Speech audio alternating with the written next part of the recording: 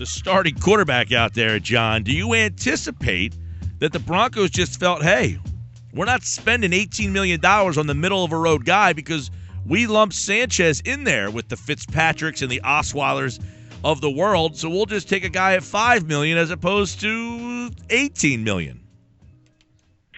Yeah, it's not a bad thought, but I don't think the Broncos are done by any stretch of the imagination. Remember, they lost two quarterbacks. Peyton Manning retired, and they lost Osweiler in free agency. So this is the first of two moves, and they're still trying diligently to acquire Colin Kaepernick. That's plan A.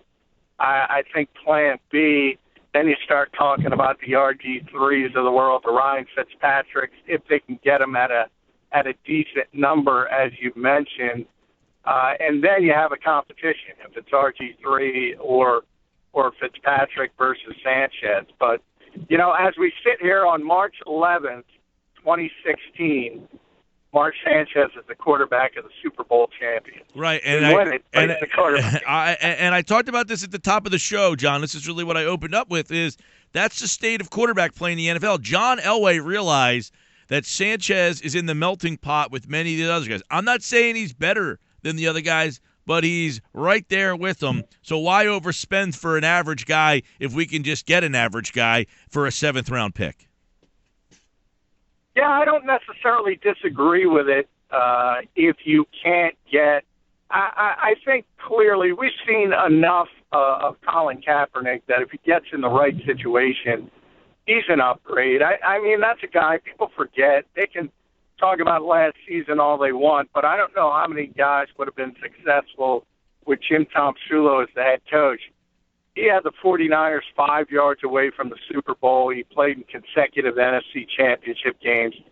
So if they can get him as a reclamation project, I think all of a sudden that's the way they go. He's the starter. Sanchez is the backup. If they have to go in a different direction, you can't really say. As well as Ryan Fitzpatrick played last season, and as good as RG3 was his rookie year, you can't say today they're that much better than Mark Sanchez. So in that case, it'll be a competition. John McMullen, 97.3 ESPN.com. They get rid of Sanchez. What about the compensation? I mean, is this just whatever, or do you, again, applaud how he wrote? I applaud them for getting a little bit more in cap space. You know, if they released him, they would have gotten $3.5 million back under the cap. Now that they traded him, they get a conditional 7th-round pick. All of a sudden, they get $4.5 million. That's not much, but on the other hand, if Mark Sanchez ends up being the starter and performs adequately, I imagine that pick could move up pretty significantly, probably in the 5th round. We'll have to wait and see, but generally all conditional picks are tied to production and playing time. So if he ends up being the starter, it's going to be better than a 7th-round pick. That's a good point. And that's better than nothing for a guy that wasn't in your plan. Yeah, that's a good point. I mean, if he ends up being the starting quarterback out there, then you're looking at a situation where you probably get a little bit more than that. But again, it's another – there's another Chip Kelly guy, Brandon Bear, was released as well. I can't imagine there's coincidence here.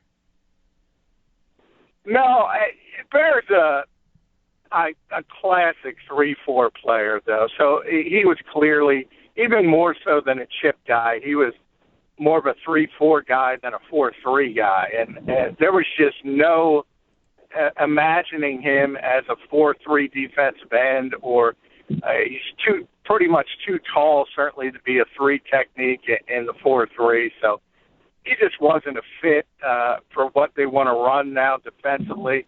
And certainly part of that is Chip Kelly, because he wanted a 2-gap defense, and now they're going to a 1-gap attacking defense, and certain guys are just not going to be fits for it, and Bear was one of them. Yeah, what about what's left on the quarterback market here for Denver? I mean, if you have Sanchez, now there's been some reports that they're going to bring someone in to compete with him, but who? Well, it's Kaepernick. That's plan A, but there's all of a sudden people thought there wasn't going to be any interest in Colin Kaepernick. All of a sudden the Jets want him. The Cleveland Browns want him. Hugh Jackson has always been a fan dating back to his days in Oakland. So all of a sudden, a market that looked like it didn't exist, you have three desperate teams trying to swing something for Colin Kaepernick. I put a little caveat on that because I think the Jets, they want Ryan Fitzpatrick back, but they don't want to pay him significant money. And really, they've only offered him in the same realm as what Chase Daniel got from the Eagles. So you can imagine how much a slap in the face that was to Ryan Fitzpatrick, who had a really, really good season last year and has significant starting experience in this league. But he's also older. We know he's a limited player, and you kind of know his upside. You know what you're getting, and I think rightfully so, the Jets look at it and say, there's not this big market for him out there, so we're going to put the screws to him and hope to get him back at a decent price.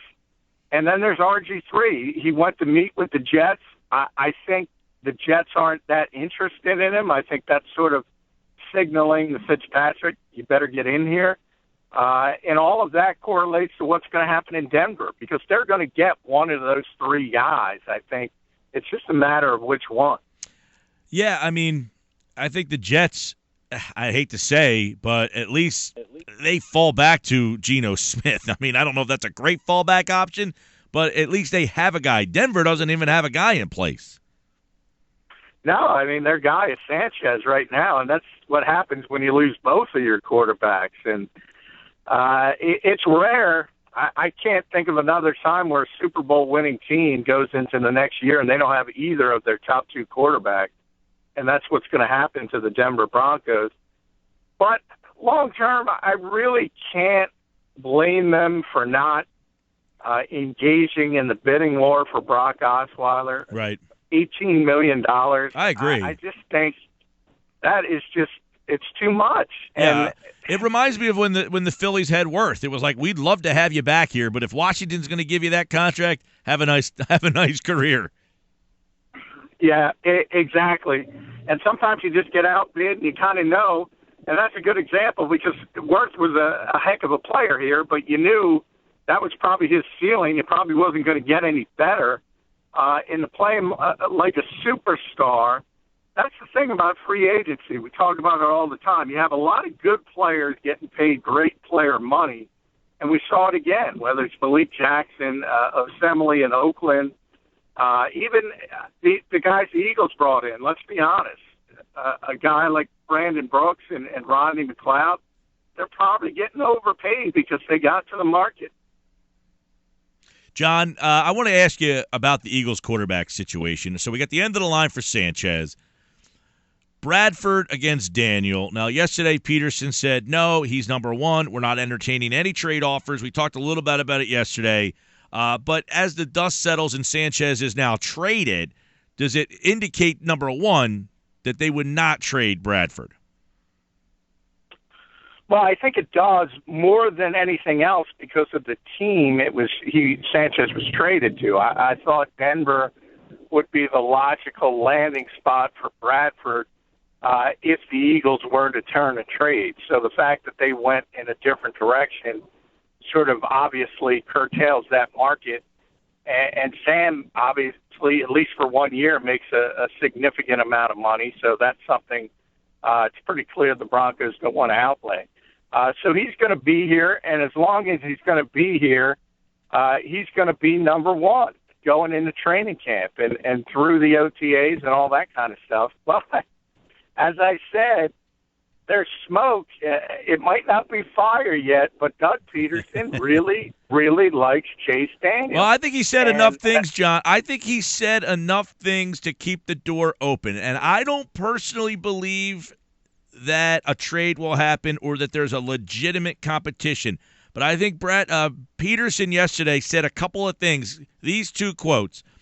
He said he's coming in as a backup right now.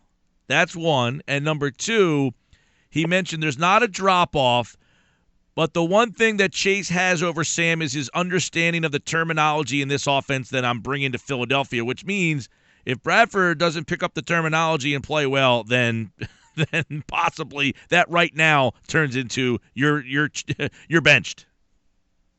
Yeah, exactly. We're not talking about Tom Brady here. We're talking about Sam Bradford, and we're talking about Sam Bradford in yet another new system with yet another new coach.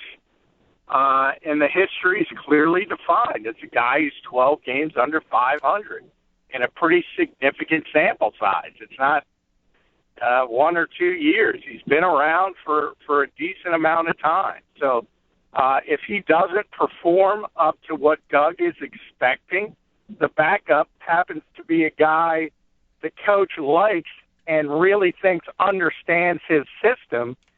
So all of a sudden, the margin for error grows smaller for Sam Bradford. That's not to say he's not the starter. It's just that he's got a little bit more competition today than he had a couple days ago, and he's going to have to need to perform, or is at risk of losing his job. I don't think there's any question about that. And, Mike, if you go all the way back to the original tweet that set this off from Albert Breer of the NFL Network, where he claimed that Daniel was coming in as to compete, not necessarily as the backup. Obviously, that's coming from his agent, and that's where reporters get information like that, and that's probably what the Eagles told him. So there's a mentality that Doug's going to do the best thing for this team, and the best thing for this team right now is not to create a quarterback controversy in March. And he's going to have clearly defined number ones and number twos, but that doesn't mean there isn't an availability for competition. He also talked about that and how good it is for a football team. Well, I can't imagine a lot of contradictions. I can't imagine Bradford's thrilled then to sign that deal and then see a backup sign that deal and then, have to hear, well, he was told he has a chance to start. I can't imagine Bradford would be too thrilled with all that. No, he's probably not, but I think Sam also understands the market just wasn't there for him. Sam, as a number one overall pick, I wrote about Russell Okung, the Seahawks left tackle today on Today's Picks again. He's acting as his own agent, and a lot of people laugh at him. And a lot of people don't know the history of Tom Condon, who's the most high-profile agent in the NFL world. He's a former player. He spent 10 years in Kansas City as an offensive guard. So, if you go to school as Condon did, he earned his law degree. He's turned into the most successful agent in the NFL with over $1.3 billion in contracts negotiated. Sam Bradford's got the best agent there is. And that was the market for him. There just wasn't a lot of teams interested in bringing Sam Bradford in. And I think Sam knows that now. So he kind of understands he's at the point in his career where it's either produce or it's move on. No doubt about it, John, where, look, I feel that the competition's good. I think that they should say, look, we're going to bring in competition, and the best player is going to win. Yeah, we're going to enter with Sam. And this is kind of how I feel it is, John. We're going to enter with Sam as the number one, and if he loses it, then Chase is the number one. I think that was the biggest issue with a couple of things. We talked it with the guards last year where those guys, Alan Barbary was just, you're the starting left guard. I thought the year before with Nick Foles that basically they told Nick Foles he was the starter before the year started, and there wasn't a competition for that job in camp. And I think that's a good thing if they say, look, Sam, you're the starter. Chase has a chance. If he beats you out, then he's the guy. Yeah, and again, you have to realize it's different with different players. Everything's not created equally, and when you have a proven guy, when it is Tom Brady, yeah, he's the starter. There is no competition. Everybody understands it, and everybody moves forward because it's not legitimate to question it. But Sam doesn't have that kind of resume, so he can't really be upset that the Eagles want to get the best backup that they possibly can. And he has to understand, and some people react to competition in a really good way, and it fuels them to get better. Mm-hmm. And others kind of take it as a slap in the face, and we'll see how Sam takes it. But clearly, Doug Peterson is very, very comfortable with Chase Daniel, and it's Chase that knows this offense. Sam's the one who's got to catch up, and that part of it leans well to Chase Daniel. But also, let's not overstate things and realize that it's not a veteran guy. It's somebody who's thrown 77 passes in the NFL, 2 starts. So Sam has to, look at that and say, I'm better than this guy, and we'll see how everything shakes out. Hey, what about this Kaepernick to Cleveland stuff?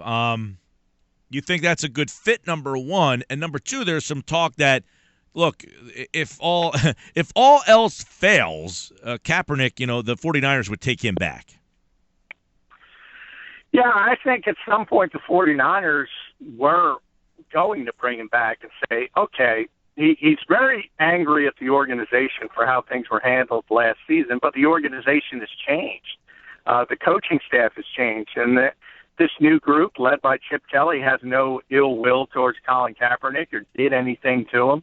So I think their mentality was, let's just bring him back and let the chips fall where they may. But from his side, he just doesn't want to hear it. He just does not like the San Francisco 49ers and what they did to him last season. He had 3 off-season surgeries. He did it outside the organization. He didn't make him aware of it. He's rehabbing outside the organization. And they're doing everything possible to push a trade. And at some point, sort of like Doug Peterson with DeMarco Murray here, if a guy doesn't want to be here, you might as well let him go if you can get decent compensation. And the 49ers are looking for a second or a third-round pick, and I think eventually they'll get it. And Cleveland's legitimately in a hunt because Hugh Jackson has always been a big fan of Colin Kaepernick. He wanted to draft him when he came out, and he thinks highly of him. It also signals a second thing to me, and that's the fact that the Browns, at the number 2 overall pick, they have their option between Carson Wentz and Jared Goff and Paxton Lynch.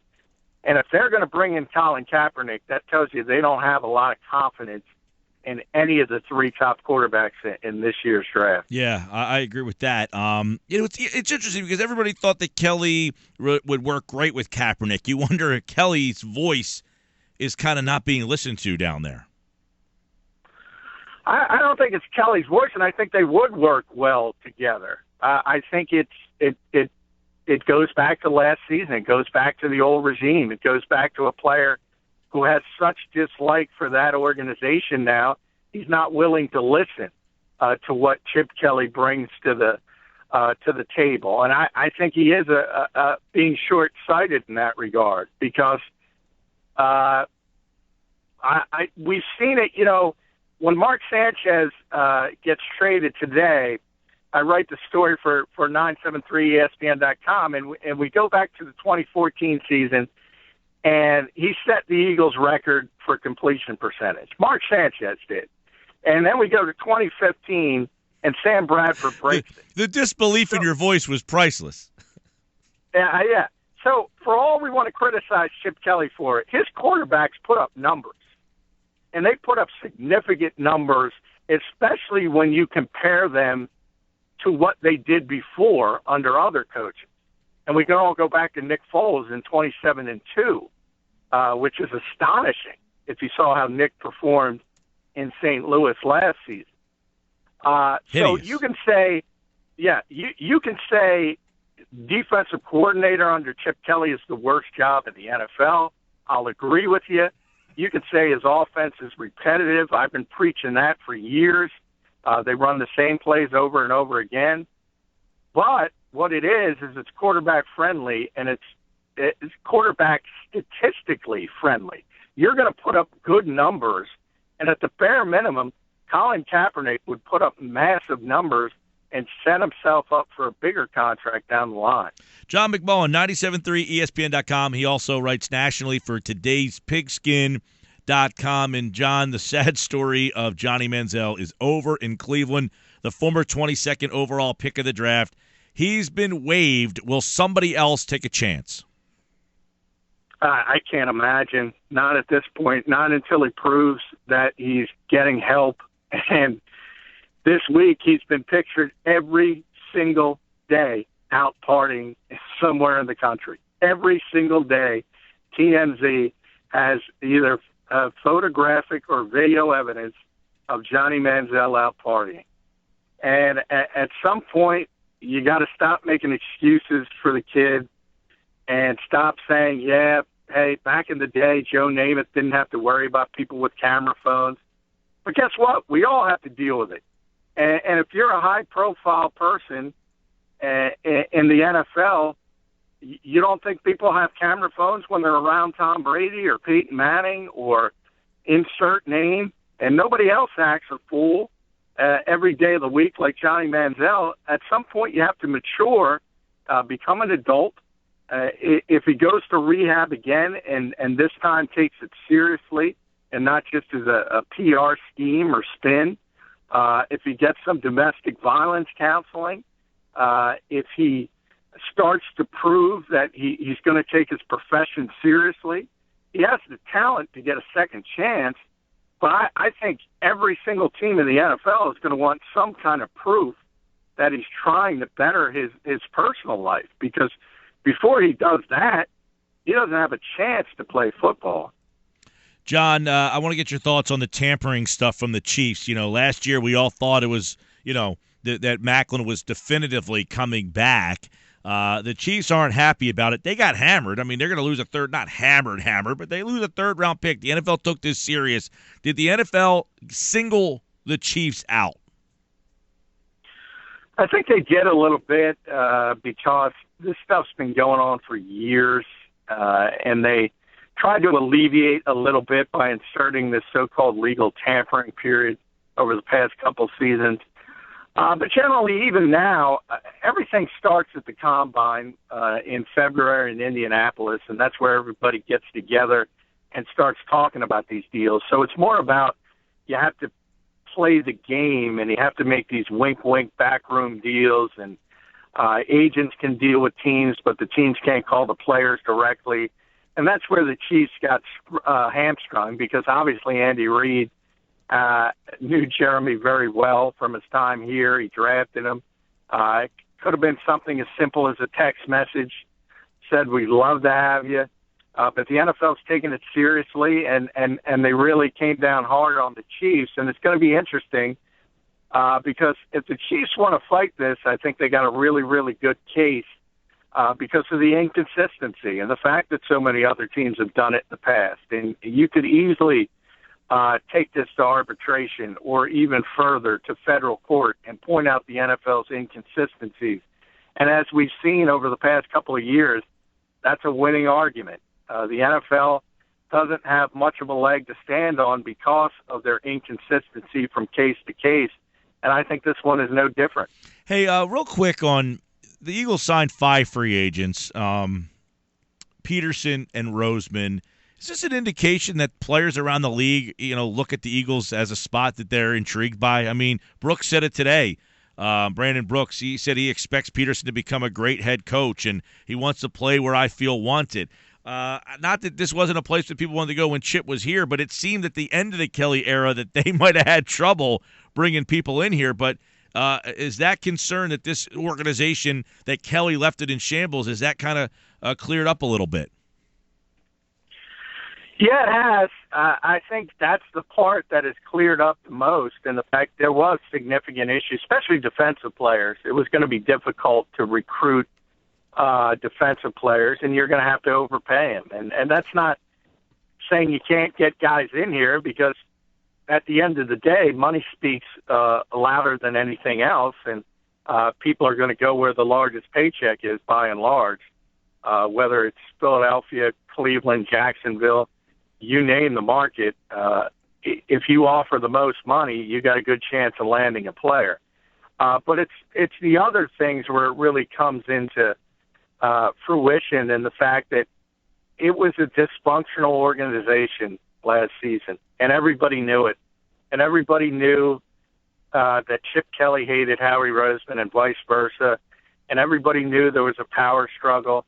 And really, it lies at the feet of Jeffrey Lurie more than anything else, because he didn't have the courage of his convictions on 2 different occasions. If Chip Kelly is holding you hostage, and back in January of 2015, and you like Howie Roseman better, you feel more comfortable, you call Chip Kelly on his bluff and say, okay, walk. Yeah. Or vice versa. If he truly believed that Chip Kelly was the long-term answer and he wanted to move forward, then you say, Howie, take a walk. What you don't do is leave Roseman in the building cultivating these plans, and I've been a big fan of Howie Roseman, as you know, but there's no question this guy was mulling and waiting for 12 calendar months, and he has done some spectacular things contract-wise, but you can see the machinations that were going on behind the scenes. This was not a good working environment for the Philadelphia Eagles. No doubt. And it lies at the feet of the owner. It now has at least changed. No doubt about it, John. A lot of good football talk. We can continue it. There's so many more news. And by the way, Brett Grimes, his wife, didn't preclude him from signing with the Buccaneers. He got a 2-year, $13.5 million deal. That story's unbelievable. If you didn't hear about it, his wife was an issue, a little bit of an issue. Go Google that. But John will have plenty more, I'm sure, on Monday. Never a dull moment. We'll be into draft mode very shortly. By the way, thanks, I'm disappointed you can't come to WWE tomorrow night. I'm disappointed too. You got to get me earlier. Now I can't get out of it. I forgot all about it. I forgot. With the wife. You know how that happens. I forgot all about it. I'm going away on Tuesday. I forgot about it, man. I appreciate the offer though, but the wife will kill me if I bail. Tell her she can come see Sasha Banks. That's probably not a selling point. All right, man. Take care. All right. Thanks, Mike. Sports Bash 97.3 ESPN. All right. Good stuff from John, as always. 405 every day.